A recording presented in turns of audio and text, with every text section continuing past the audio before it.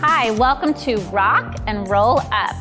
Let's start laying down, feet flat, extend the arms. We're gonna have a little fancy transition to get down, activate those abs immediately. You're gonna hinge back to a 45-degree angle.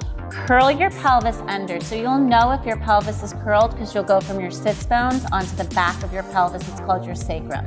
It's a flat bone. So you want to feel your pubic bone coming up towards the belly button. That slight tuck of the pelvis is going to engage the lower abdominals. Then start to lower down. The back of the pelvis, like I just mentioned, is called your sacrum. It's a flat bone, kind of looks like a guitar pick. You're going to come down a little bit more on it, and as you do, your feet might want to float up. Don't allow them to float, press them into the ground. Come down a little bit lower, and the lower that we go, the more you want to pull your abs in. You're gonna feel inch by inch as you lower down, abs engage a little more, a little more, a little more. You control the way down until your head is resting on the ground. Draw the right knee into your chest, or either knee, really, into the chest, and then extend the leg up towards the sky. Keep one knee bent, one leg extended. The one that's extended, you're gonna externally rotate. The hand palms press down into the ground so you find your stability. Point your toe. We're going to create a little circle. So you cross the leg over the midline, down, around, and up. Cross over, around, and up. Now you'll notice that I'm drawing a very small circle in the air. This is because the smaller the circle, the more deeply engaged I feel, and the more control I have over the circle. We'll try one more in this direction and then reverse. So the hands pressing into the ground is what's going to help to keep you stable. But you'll notice that I took one of my hands to the lower abs because I like to feel that lower abdominal engagement as I move. It's a tactile cue. You're welcome to try it yourself. Let's go one more time, out, around, and up. Bend the knee in, place the foot flat. We'll go for the other side. So draw the knee in, give it a little hug, extend the leg back up to the ceiling. Hands down for stability, that nice solid foundation. External rotation, point the toe, draw the circle in the air. Around and up. Now here you want to imagine that your leg is an extension of the lower abdominals. So instead of the leg actually initiating, what happens is the lower abs initiate. You start to feel the lower abdominal engagement drawing that circle of the leg. Try one more time in this direction and then go ahead and reverse. Out, around, and up. Now another thing that you might notice is the standing leg. The knee may want to fall out to the side, but that's going to compromise that engagement of adductor. So you want to imagine that you've got a ball in between the legs and you're trying to hug and keep that ball stable. This is going to work what's called your midline, an imaginary line that runs through the center of your body. We'll go for one more. Out, around, and up. Draw the knee in, place it down. Now extend both legs. Top leg extends to the ceiling, bottom leg onto the ground. Stable base. We're gonna flex both feet so that you feel the heels shooting up towards the ceiling and out in front of you. Now lower the leg just to a 45, enough that you feel that abdominal engagement, and then kick the leg back up. Lower down to 45, kick back up. We want to keep the length of the spine.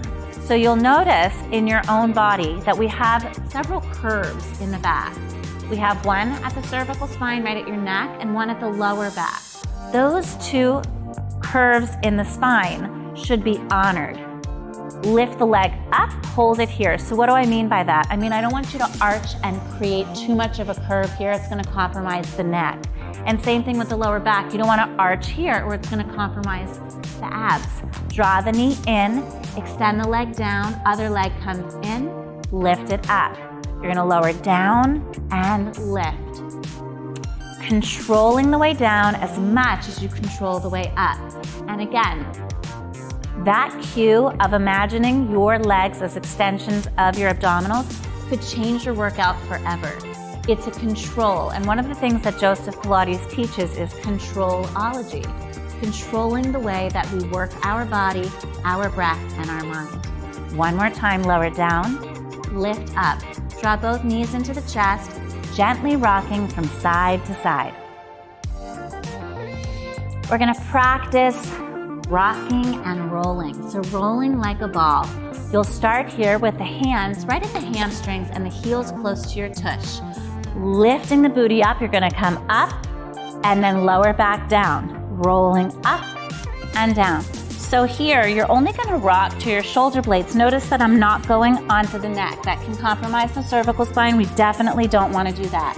So you control to the shoulder blades, come back up to that sacrum. If you would like to make it a little bit more challenging, you're gonna take the hands to the shins. So instead of holding onto the hamstrings, you're gonna hold onto the shins and draw them in towards your booty.